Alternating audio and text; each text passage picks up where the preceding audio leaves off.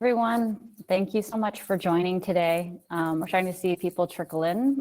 As we wait for the room to fill up, I want to welcome everybody to the third installment of the Startup Academy for this year.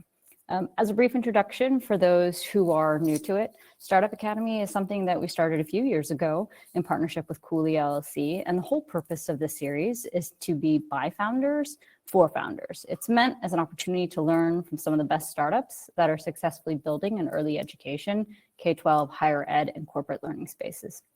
We typically focus on one specific vertical in any given session, and we'll get to that in just a minute. But like I said, the whole point of this is to have a very transparent discussion from the founders of some of the best companies and have them talk to us about the bumps in the road that they faced building their companies and how they overcame those bumps.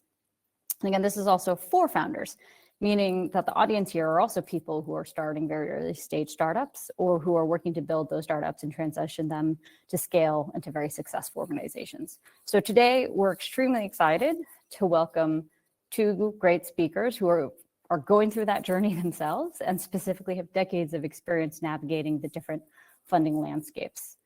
First, I'd like to introduce Ryan Delk, who is the CEO and co-founder of Primer, a platform that helps the top 1% of teachers launch micro schools in their communities.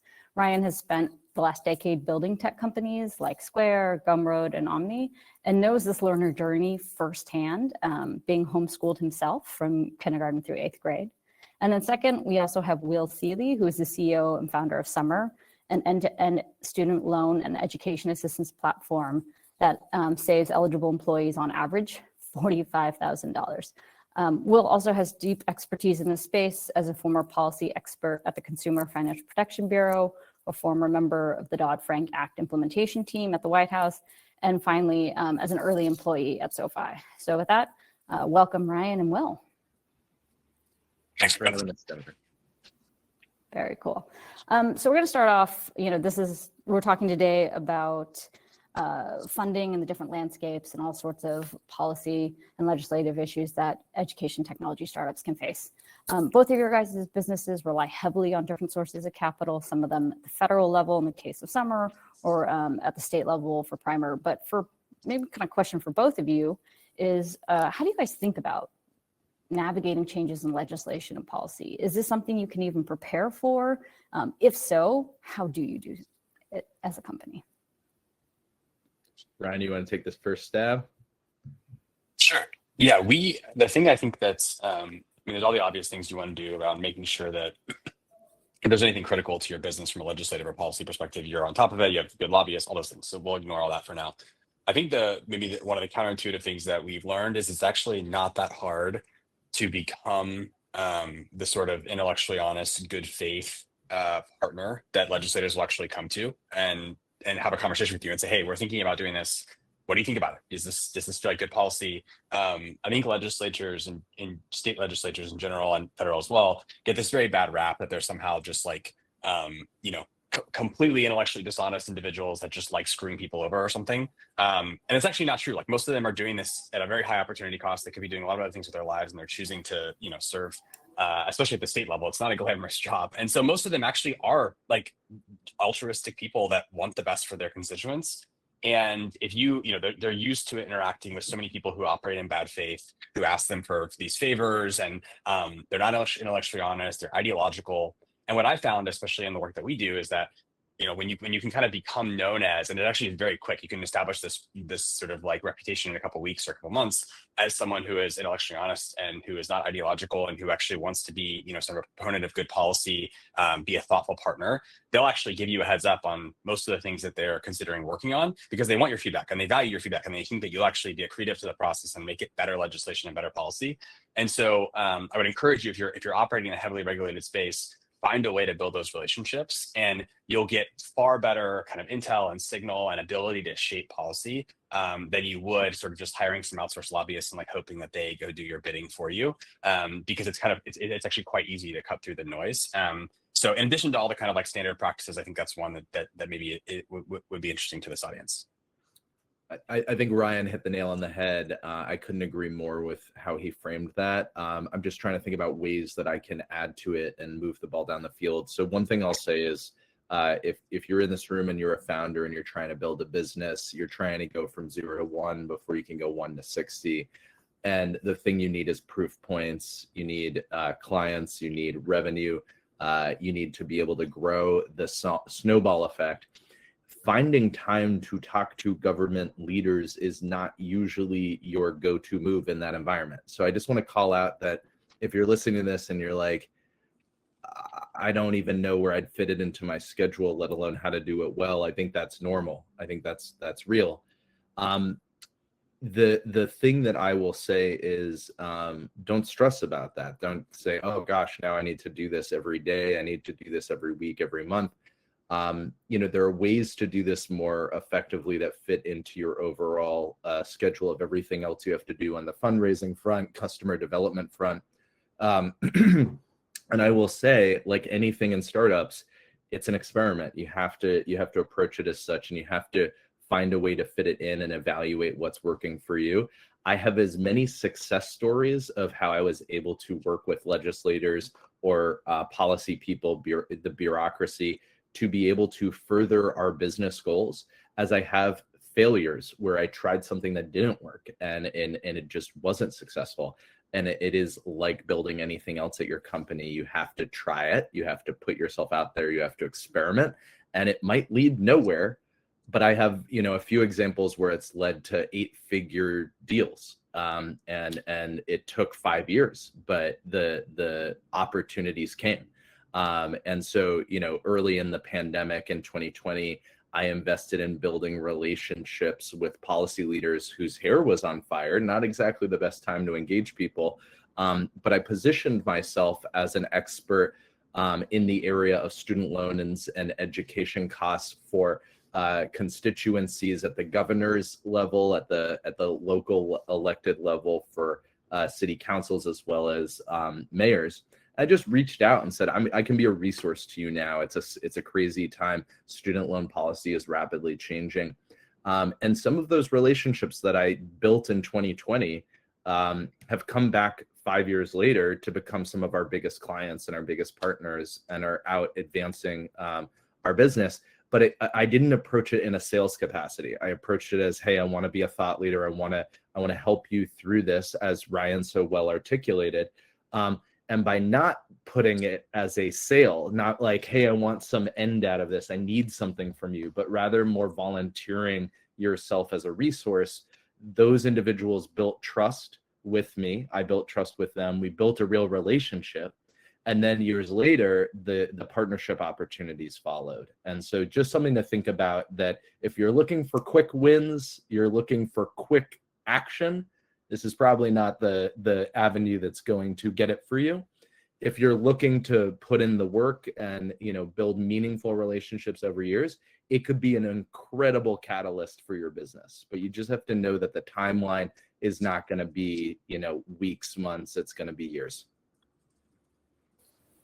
Those are very practical tips in terms of, I'm hearing like many things, don't treat it like sales, build like true trusted relationships, and kind of expect the right time frame. Any other practical advice on, like, Ryan, how you built those relationships successfully and became kind of a trusted source for micro schooling and the value of being able to set up these quick schools? I'll offer two. The first is, I do think choosing good lobbyists and government relations folks is really important. There are a lot of people that, if you think about the role of a lobbyist, they are essentially asking policymakers for things all day long. And that can get very annoying very quickly to the people that you need to be on your team. And so finding a good lobbyist is very important. A good GR professional is very important. But I think the biggest thing is, I would just go back to the idea of this intellectual honesty. And so if you sit down in a room with the legislature and you can get a meeting, or even with a staff member, and you can articulate cogently some opposing views to perhaps what's in your best interest, and say, hey, I understand the counter argument is X, Y, and Z, but here's why I think this is actually a better argument than that. that they'll have 100 meetings and 3 people will ever do that. Everyone else will just ask them point blank, hey, I need you to approve this thing, or can you please get this through, or can we add this language to the bill? And it's totally transactional, and it's, hey, I'll donate to your campaign, or whatever the things are. And it's just very it's very ideological. It's highly transactional. It's how this world works. And if you can establish that rapport early, that you actually think deeply about these issues, you care about outcomes, you care about good policy, even when it's not in your best interest, I just cannot understate enough how quickly you will cut through the noise, and how much trust that will broker very, very quickly compared to I was visiting with a legislator in Texas, and we were at like 4:30 or 4:45 with him. And he said he had 14 meetings back to back just that afternoon after lunch with people coming in asking him for things, before that meeting. And so you just have to understand the context that they're in, and you got to find some way to cut through the noise. And when you do, you can start to build trust really quickly. They'll end the meeting by saying, hey, here's my cell phone, call me anytime. Like, let me know how I can help. I'd love to follow up. I'd love to be able to speak to my staff and help educate them on these issues. Those are the kind of things that you want to get to, not just everything's running through the lobbyist and you're just kind of one of 20 asks for that day. Yeah, I think Ryan, well said. I realize I'm gonna keep answering every question as what Ryan said, and then let me see if I can find any more value to add. So I'd say don't underestimate the value of essentially what I would call trade associations and associations to be gatekeepers of trust for the end person you're trying to reach. So our product, we have multiple different channels, but one of our biggest areas is HR leaders paying for our service as an employee benefit, and integrating it in. So, at least while we're talking about government, in the government domain, we're talking to the heads of HR for states, the heads of HR for cities. And it's worth calling out that the buying patterns of that audience within government look very different to that in the private sector. And so we've had to really map out how an HR leader at a Fortune 500 company will make a purchasing decision, which is fundamentally different to how an HR decision maker in the government will inevitably make a purchasing decision. And some of our biggest clients, it's actually not the HR leader making the decision, it's the mayor's office making the decision and telling the HR leader, do this thing that I want for my employees. And so one thing I'll just call out is just, be very mindful of what it is you want, and then recognize where it might be different to other systems and go-to-market strategies, and just be very attuned to the nuances and the details. Ask a lot of questions like, how do you all make decisions? How do you all approach this? The more you can find out that information. Along the way, what we found with government HR buyers is that they reference trade associations as a real value add for them around best practices. And so, naming one, NASPE is an organization for state personnel employment officers. They are all talking about recruiting retention issues for getting state employees hired, and we're helping people deal with college debt. And so you wouldn't at face value understand how to connect the dots there, but through working with the trade association, we've been able to understand that they're struggling to recruit college educated talent into state government. And so they can utilize summer to recruit people who have college degrees and college debt, who are rushing to the private sector to make more money and pay off that debt, to actually say, hey, we can solve this problem for you individually, college graduate, come work for the government. We'll actually forgive your debt if you do a certain amount of time working for us. And this is going to get you far more take home than you might realize.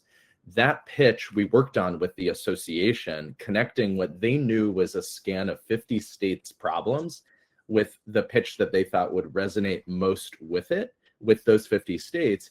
And then they hosted us as a thought leader to then present that pitch to all 50 states. So Ryan gave great examples about building individual relationships, which is certainly important. But if you can leverage associations to, catch the category and become the only entity in your category in front of them that then is perceived as the thought leader, that's a huge standout moment. It will save you time. So build the relationship with the association. Also know associations, they want you to sponsor their conferences. So to the extent that you have any dollars to put towards this, you can come in and say, hey, we'll sponsor the next conference, build that relationship with them. And then they will give you time, they will give you access to their members, and then you can use them to hone your pitch and then make sure that it's presented in the right way. Awesome. Thank you. Those are great examples of how to think about the external push. I want to like flip this around and think about internally managing your own teams. So when you have, a policy change or legislation, I think both of you guys actually have both faced those recently within the last 6 to 8 months. How do you help beautiful changes, Jennifer? Only the biggest, all most good beautiful changes for you guys, though. Yeah. Big, beautiful changes for you guys. But when those things happen, right? How do you help your teams move quickly? I'll just jump in. So, I mean, being in the student loan category, we're no stranger to fast moving and gargantuan shifts in the policy landscape. We've seen 3 different presidential administrations just, kind of flip-flop in completely different directions. And so I think rooted in our DNA is a sense of just be ready for anything. And so that's something that's hard to teach another founder. It's just sort of, that is, desert plants are better in your living room because they're used to never getting watered. So buy a snake plant. And if you're not good at watering your plant, we're the snake plant of companies. We've just been, in a scarce environment and learned how to survive. How do you teach that to another company that's not in that environment? I'd just say out of the gate, if you are in a policy environment where you just know there's a lot of activity at the level of, federal politics, state politics, I think then just brace yourself. You're gonna have to survive in very fast shifts, whether it's a drought or a flood. You got to be ready and versatile to withstand both. I think in terms of like everyday things for my team, we really we hired someone who, this is very particular, but we hired someone who is the former deputy secretary of the Department of Education to supplement my own knowledge of student loan policy, someone who's really been in it day to day for over 15 years. And he's been empowered in the organization to kind of be the source of truth for all that changes, sharing updates in a news Slack channel, but also always adding color as to like, what does this mean and what does it mean for the business? And I think the thing that we used to do before he was hired was we just drop a policy change update in the news channel and say, read this article. And I think there are a lot of employees who read it in all different kinds of ways. They wouldn't really know what to do with it. So I think where we've improved with this process is he's adding that important guidance to say, here's what it means. And if he's not even sure, he understands the policy change, but he doesn't know how it affects the business, he and I will jump on a Slack huddle and say like, okay, here's where I think it'll impact this. Here's where I think it'll impact that. I'll have a question about the policy. We'll in real time be figuring this out. And then it's presenting it to the rest of the company. Product, here's the changes we'll need to make to the product. Customer success, here are the things you need to know that clients might be asking for, and what, where to call this out.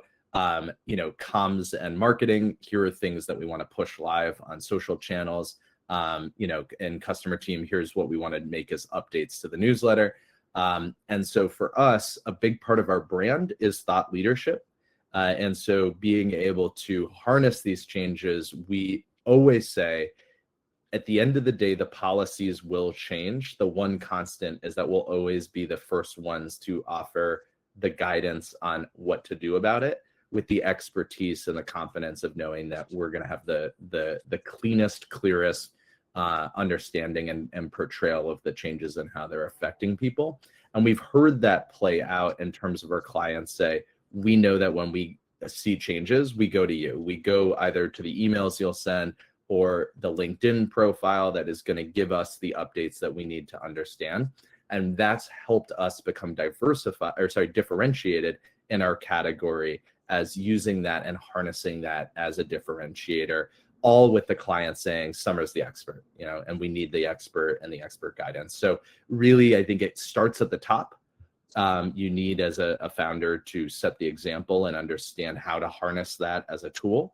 And then you just need to be able to ensure that you have systems within your business to be able to execute on that, because trust me, people will get confused, people will make mistakes. So you need a system to be able to say, like, how are we going to respond when a change comes? What is it going to be? Is it going to be customer, investor updates, and then user updates? Like, how do you structure that? And I think you want to have a plan in place so that when it happens, people aren't running around like headless chickens, but they say, oh, we've prepped for this, like a fire drill. Here's what we do. And then they're following protocol and getting things moved and moved quickly.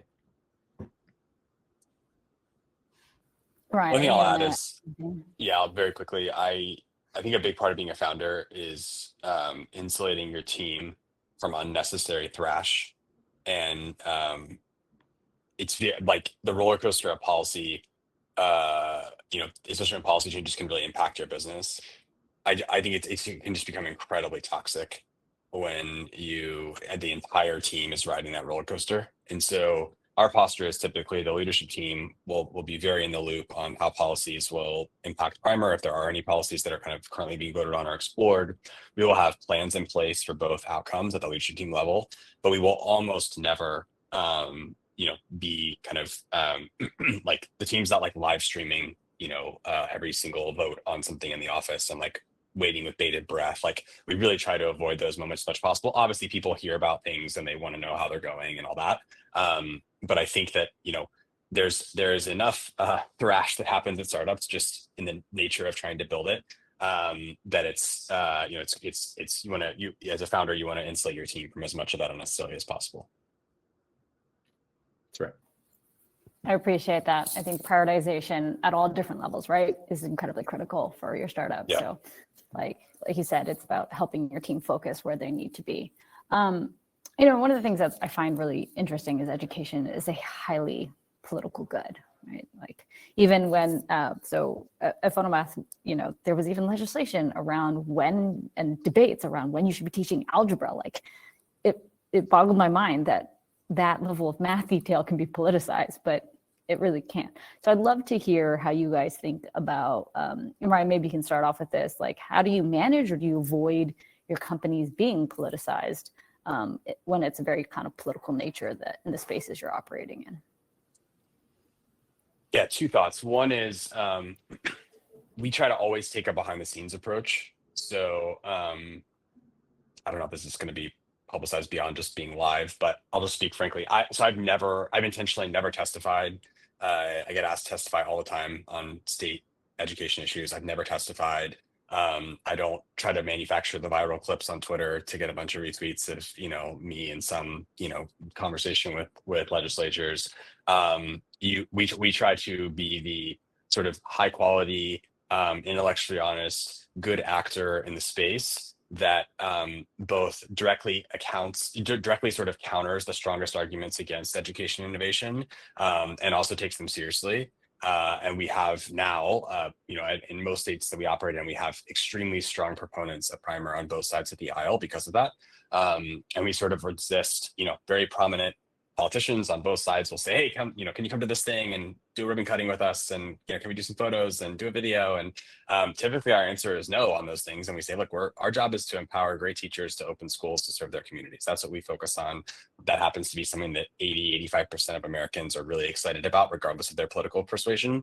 And so while I know that it would be convenient for you to take credit for this or for us to, be closely associated, we're going to keep doing our thing and, respectfully decline. So that's typically our posture. Now, I do think there are certain moments where the upside can be so high that it is worth, whatever downside may come. And so there's nuance. Obviously, if you're a founder, you should go with your gut. But I think in general, it is a better posture to focus on executing, staying under the radar. The things that get done, if you want to go actually make policy change, the way that it gets done is through convincing a bunch of staffers who actually get the things done, in meetings that are not public, not behind closed doors in a nefarious sense, but not on the House floor, not through testifying, not through the viral Twitter clips. It happens through the hard work of real conversations and building trust And I think that if you're serious about just creating outcomes, you can focus on those things and sort of, skip all the other noise. And that'd be kind of my, my 2 cents. Yeah, I think Ryan gave a great answer. I'd say we do the exact same at Summer, but I will kind of take it in a slightly different direction to just show it kind of, we are human and we have our own political beliefs as individuals. Where do you find the line on how to manage that with your company and do that in a way that feels honest and I think, intellectually honest as well. So in the last administration, Biden, I think quite well known to probably everyone in this room, went around saying he was going to cancel student debt en masse. And you can imagine, as a VC-backed business that's helping people navigate student debt, I got a lot of questions from the investor community about, like, is this an existential threat to the business? And I spent many nights kind of feeling this one out, because it was a hard one for me, regardless of how I wanted to position this in front of investors and arguably my team and anyone else that was asking. I was like wrestling with this myself, which is I'm working to solve a problem that maybe a president could just make go away if he wanted to. So what does that mean for me as an entrepreneur who's trying to solve that problem through, a bottom up approach as opposed to a top down approach? And is this an existential threat, and how should I think about it? It's like trying to imagine if you were on the front lines of trying to eradicate COVID and someone's like, we'll just make the whole problem go away. There were a lot of companies that made masks and other things that actually went bankrupt after the vaccines came out, because their whole model was blown up, and they did incredible life-saving work, but they no longer had a model that worked in the market. And this is life in a capitalist society. So I had a lot of these big ideas flying through my head. And the way I kind of netted this out was, I said, I can root for debt cancellation, because personally, and not everyone in this room will agree to this, and I'm not asking you to, but personally, I do believe that borrowers have been set up in what I would say is a crappy system, that not given the right tools, the right education, been encouraged to borrow more than they need at higher interest rates than they should have, and actually owe a lot more debt than is reasonable than any other country on the planet. And we've created the most indebted generation in human history in the United States, and we act like it's normal when it's really not. And so I really did believe that we should do some sort of mass cancellation to reset that system, and actually then create a new system going forward that would just be more fair and more honest, with better tools and resources to guide people through a very confusing, complicated system where they were not set up for success and should be set up for success. So that's how I felt personally. Call it politics, call it just common sense. That's just generally how I was like, we should just do this. And I can believe that, and also believe that that Summer should still exist in the future and help people get out of debt and take advantage of loan repayment assistance plans. And once I kind of had that like internal acknowledgement of where I stand on this, it made everything easier. When I talked to the company, I said, look, I do believe that we should forgive student debt, but here's why I don't believe it's an existential crisis for the business. And here's how I believe Summer can coexist in a world where that happens. And here's how I think Summer can coexist in a world where it doesn't happen. And I just answered it really honestly as a human, how I really felt. And people rewarded me for that. They said, thank you. This has been so helpful to just understand where we stand. And it was there that I kind of was able to, find out that if Biden canceled all the student debt that he wanted, it would be less than 20% of all outstanding students' debt. So it talked about how big the problem was, even bigger than any one president could handle. And so it kind of opened up this avenue for me to just feel honest with who I was, to align my own vision of the world with what I was trying to create as something better, and a business model that was sustainable and could grow within it. And I think everyone celebrated that from the sense of like, whether or not they agreed with debt cancellation, they said like, I get it. I get where you're coming from. I get where you stand.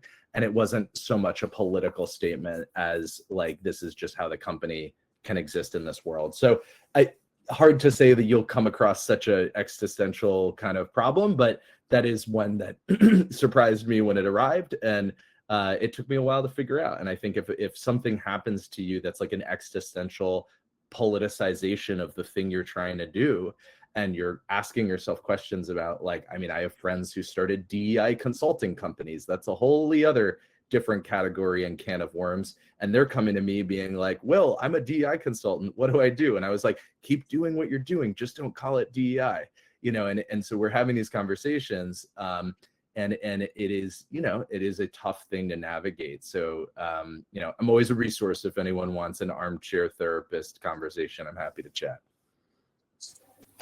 Awesome. Next, I'd like to introduce our partner at Cooley, Naomi May. Cooley has been a great partner for ours on both of these webinars, as well as in just the overall work that we do within this space of education. So Naomi, we would love if you get on screen and share some of your thoughts on what has been talked about today. My name is Naomi May. I am a partner at Cooley LLP, where my colleagues around the world and from my home base in California advise startups on everything from fundraising and corporate matters to the complexities of navigating federal, state, local education regulatory requirements from early childhood all the way through workforce development. I personally have been working exclusively in the education and ed tech space for about 2 decades now, and really cannot emphasize how important everything Brian and Will discussed. I'll keep my comments brief so that our panelists can get back to the Q&A. But I do want to emphasize, just as a starting point, that investing in an understanding of the existing legal and regulatory framework that underlie this political landscape that we were discussing can be a huge benefit to startups. In a heavily regulated environment like education, not only is it easy for missteps to jeopardize the future of your business, but your depth and awareness of the funding and political challenges that your customers and users face are truly market differentiators. So if you're selling to K-12, understanding, just to call out a few examples, how student data privacy plays into your contracts, understanding recent executive orders, the implications of administration funding priorities, including how funding cuts impact what products they can fund so that you can shape your pitch accordingly. If you're selling into higher ed, if you come into the sales process already understanding what your customers want to see in a contract, understanding how policy changes impact their decisions, you want to be speaking their language. So just to give you a couple examples, how does the new earnings premium in the OB3, as folks in Washington are calling the big beautiful bill now, impact their program mix? Do you understand, for example, how the incentive compensation rule works and how that impacts how you structure your fees, even how you pay your own employees? I would say take advantage of making yourself a resource to your customers and to policymakers, as Will and Ryan were talking about. Your knowledge of how your specific segment of customers will respond to your products and understand what is important to them is a tool in your toolbox. So it can be overwhelming. I know my role in advising ed tech startup clients specifically is to kind of cut through all that noise.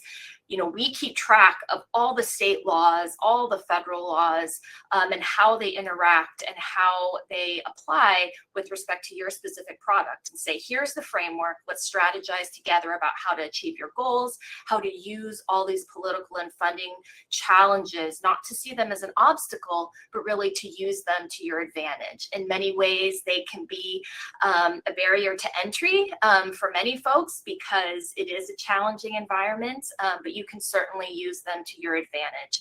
So ditto to everything that was said earlier, and I'll turn it back to you, Jen, and the Q&A. Awesome. Thank you, Naomi. Okay, first question in from the audience. How do you navigate long sales cycles with school districts while maintaining near-term financial viability for your companies? Ryan, you want to take I don't think either of us sell to school districts, so we'll just be. I was like, Ryan, do you sell to school districts? Because I don't. Okay, yeah. You will be uselessly opining as armchair quarterbacks. I would just say, from what I've seen from people that do, I think that the two things that people maybe get wrong is spending a lot of time talking to people who are not actually the actual decision makers. And a good lobbyist can help get you to the decision maker as quickly as possible. And then figure out if there's some way to hack like Magic School and a lot of these new companies where they go bottoms up instead of top down. And you just get a bunch of adoption from a bunch of teachers. And then you go to the district and say, hey, 40% of your teachers are already using our software. We should do a deal. But I have nothing useful to add beyond those two probably already useless comments. Maybe, oh yeah, I was going to say, you could just generalize it a little bit because, Will, you mentioned you sometimes work on very long-term transactions and it takes a while before you can educate the respective folks. So just as you think about kind of managing long sales cycles in any given business relative to the short-term viability. Yeah, I think speaking to that, especially with government sales, which school districts are a form of a government sales process, I'd say know that many entities have an RFP requirement where over a certain dollar amount that is triggered for them to run a competitive and lengthy process. Step one, determine all potential buyers that have a threshold, say under $70,000. And go pursue those first, well before the big ones, because the big ones take a long time and you don't have a lot of time. You probably have a few months of a runway and you got to make things happen. So let's make things happen, team. Let's go after the small ones. Let's win them and make them less competitive by positioning something under their budget requirements. Another thing to keep in mind is a lot of organizations, depending on what you're selling, you can have money that's use it or lose it from an unexpected source. So this won't apply for every one of you, but in the benefits category for HR benefits, a lot of insurance companies have something that's called a wellness fund. And it will be somewhere between $200 per $1,000 per employee. It's actually a fee that they'll charge employees and then add into a pool of funds that the HR leader can access for other benefits. If you've ever seen like a Peloton or a health class budget, gym pass, usually these are like auxiliary benefits that they'll pay for with this wellness fund out of an insurance company's budget. And so the client doesn't think of it as their own money in a way. They think of it as like use it or lose it money. It's almost the way people behave with an FSA or maybe an HSA account. So different kind of energy there when you're selling and you say, hey, can you tap into these funds? And the client says, actually, yes. That can be an awesome way to catalyze a deal and move it faster. It's going to be different in every category. So, ask around, try to figure out what is that category that applies to your business model and the clients you're trying to gain. Another thing that I think Ryan mentioned is, just referencing lobbyists. Lobbyists will 100% get you access. What I have found is that lobbying is local. So there are a lot of like DC firms that will sell you on being a national lobbying effort. Maybe they have very good close proximity to lawmakers in DC, but my guess is that's not what you need right now, team. You need something that moves quick and you need something that moves clients. So maybe don't use one of those and think about a local lobbyist that has connections to the local school districts that you just referenced in your question, because someone who knows how to work the local system is going to be far more valuable for you, and they will get you the meetings you need with the right decision maker, as Ryan said earlier. One last point to consider if you're doing government sales is work with a cooperative purchasing agreement organization. Companies like Sourcewell and others are quasi-governmental entities. Sourcewell in particular was started by school districts who were paying for a bunch of services for themselves. And in Minnesota, all pooled together and using the buying power of many clients, they got really discounted pricing from all these different vendors. They then listed their RFPs publicly, and you can subscribe as a nonprofit or as another government to ride their RFP for whatever benefit they chose and be able to check the RFP box. So as you scale from small entities to bigger entities, this is like step 3, You can then start looking at the Sourcewells and other companies in that category. And if you are included in an RFP in which you win that contract, you can then go to any other client that has an RFP requirement and go above that $60,000, $70,000 limit. You could have a $7 million contract, and they can ride that contract and be able to skip the RFP process. How should you think about that from a sales cycle? It can cut down a 24-month sales cycle to 12 months on a multi-million-dollar contract. And that is obviously something that you should build into your processes as soon as you can, because the sooner you do it, the sooner you can unlock those blockbuster deals at a faster pace, and build that in. But again, start with the small ones, and then keep in mind we have a 8-figure opportunity with a large government entity, and they did a 2-hour diligence call with one of the first state or local clients that we got under the RFP limit. So know that these things are connected. Like when you get all of those smaller opportunities under the RFP limit, you have case studies, you have data, you have proof points. We're working, we're in business, this is real. It's not just a marketing pitch. You then build champions, and those champions then become the testimonials for your 7- and 8-figure opportunities later on. So just know you're building a step function ladder in this regard, and you want to always recognize how the first clients will then later come in and help you close the bigger clients later. Awesome. And I will Naomi, just did you wanna add to anything? that. I will. So couldn't agree more with respect to starting with smaller districts. And also the way that you frame the opportunity is really important to come in under those RFP limits. If you are selling into a district, calling it a pilot, and the framing is the pilot, maybe it's a low-cost pilot, but you're under the thresholds and you start to accumulate those under your belt, we have found that to be very successful with our earliest stage clients as they're getting their feet under them, building kind of a corpus of experience, because each time you do it, again, you'll get better and better. You'll understand those RFP processes, which can be a real hurdle initially, learning how to navigate.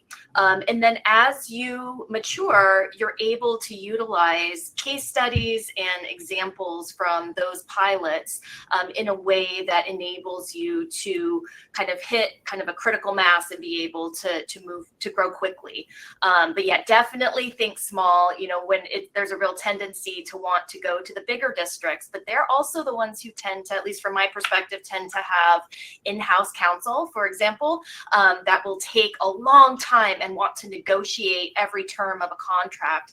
The other thing that's really helpful to smooth that process is that we found that if you go in with a contract or go in with terms and conditions that satisfy the requirements that they have to check in order to move forward, it will smooth the process. If you're arguing about indemnification terms or limitation of liability, you're wasting your time because they can't agree to that in the first place.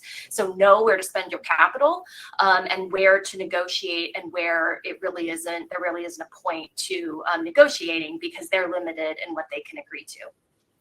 Awesome. Thank you. And we're kind of coming up on time here, but Ryan, I want to get one question in for you as well that came in through. So you kind of alluded to the fact that as a CEO, you have many different priorities and you have lots of competing time. How much of their time as the CEO should be involved in these industry association advocacy work versus all the other responsibilities you have? I think it depends on if you rank the hardest problems the company has to solve, how much dependency exists on this policy front versus the rest of the business. So we think about what is the actual marginal utility of every hour that we spend on this? Are there other organizations that are going to do exactly what we're doing? And we're doing it if we're ever doing something for ego or just to be in the room or whatever, and if we didn't do it, the exact same outcome would happen. That's a terrible use of our time and money and energy. So I would be extremely judicious about only spending time where the marginal utility of your investment of time or money is actually going to move the needle on the outcome. And then once that becomes more than 10 or 15% of your time as a CEO, I would go hire people to do it for you, because it will eat up a lot of time and emotional energy. And then I would just lastly say it's a trap. There's a lot of ego in this. There's a lot of, things that you can spend time on, and you just have to be maniacal about being very, very utilitarian on, is this actually going to move the needle for the company? Because they're going to ask you to come to campaign functions and donations and all sorts of things that you can spend a ton of time and energy on. And you've just got to be extremely focused, and lobbyists and people will pull you into those things proactively. And so you've just got to always be a little bit annoying on that front, and stay focused. Awesome. Thank you so much. I appreciate everyone's times and thoughts. We went past our 45-minute mark, so I'm going to have to cut it off. But thank you to everybody who's joined from the audience. We hope this was an informative session for your learning and startup journey as well. Ryan, Will, Naomi, thank you again for taking the time to share your experiences, your anecdotes, and to give back to the community and help everyone else think about how to grow and succeed within education, all tackling very important problems. So thank you, everybody. And we hope to see you at the next Startup Academy event later this year. Thanks for having us. Thanks, Jennifer.